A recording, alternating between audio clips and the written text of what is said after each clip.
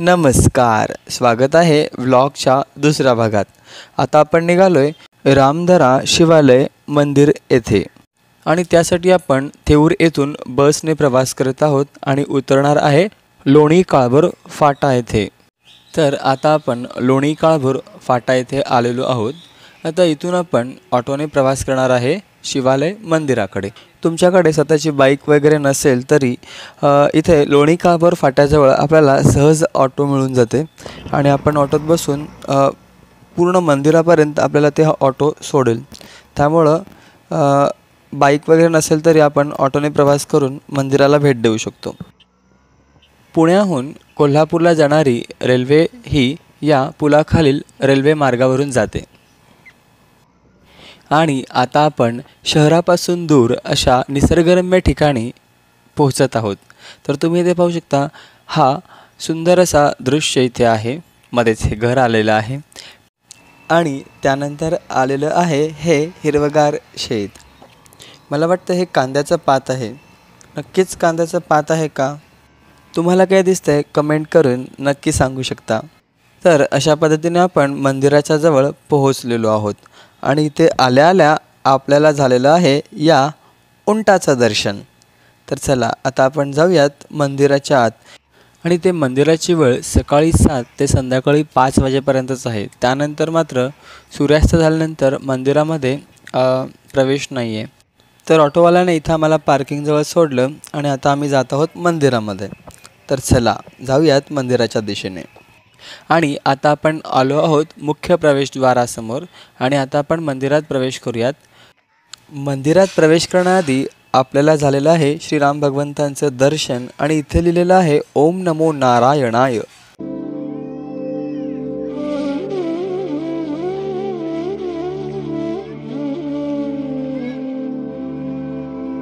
इकडे कर तू इकडे।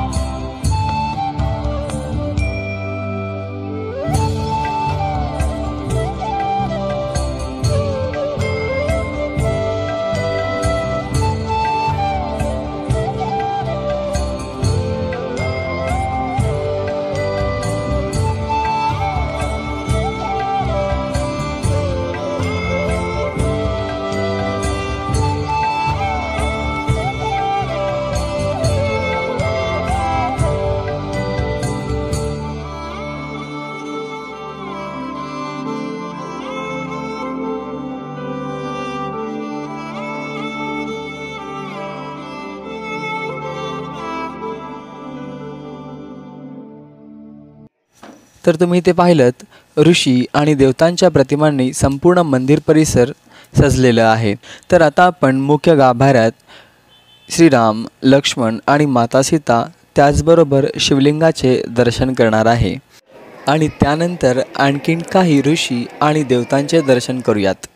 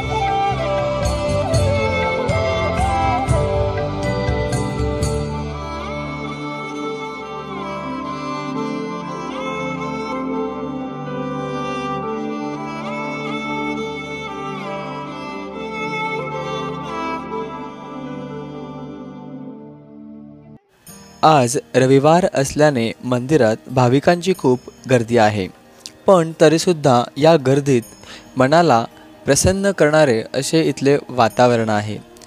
मंदिराचे मुख्य आकर्षण म्हणजे मंदिराची रचना। मंदिराच्या तिन्ही बाजूंनी पाण्याने घेरलेले आहे आणि मंदिराच्या एका बाजूस झाडीझुडपे आणि त्याच्या पुढे डोंगर। आणि दुसरे मुख्य कारण म्हणजे मंदिराच्या मुख्य गाभाऱ्यात हरिहराचे मिलन आहे। आता ते कसे आपण समजूयात। आपण मंदिरातील मुख्य गाभाऱ्यात शिवलिंग आणि त्याचबरोबर प्रभू रामचंद्रांचे दर्शन घेतले। मंदिरातील शिवलिंग म्हणजेच हर आणि मंदिरातील श्री प्रभू रामचंद्र म्हणजेच हरी, त्यामुळेच तर हरी आणि हराचे मिलन इथे झालेले आहे। त्रेतायुगात प्रभू रामचंद्र वनवासात असताना माता सीता, प्रभू रामचंद्र आणि श्री लक्ष्मण यांनी त्यांच्या पदस्पर्शाने ही भूमी पावन केलेली आहे आणि मंदिराचे नावसुद्धा तसेच आहे, श्री तीर्थक्षेत्र रामदरा शिवालय। तर चला आता आपण पाहूया मुख्य मंदिराचे बाहेरून दृश्य।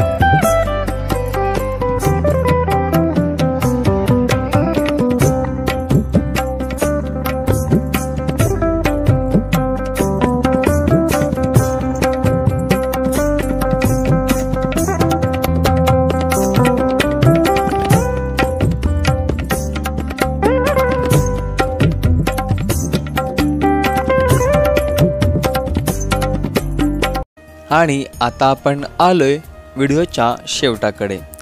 तुम्हाला हा व्हिडिओ कसा वाटला कमेंट करून नक्की सांगा। व्हिडिओ आवडल्यास लाईक करा, शेअर करा आणि जर तुम्ही चॅनलवरती नवीन असाल तर तुम्ही चॅनलला सबस्क्राईब करायला विसरू नका। तुम्ही हा व्हिडिओ शेवटपर्यंत पाहिलात त्याबद्दल तुमचे आभार।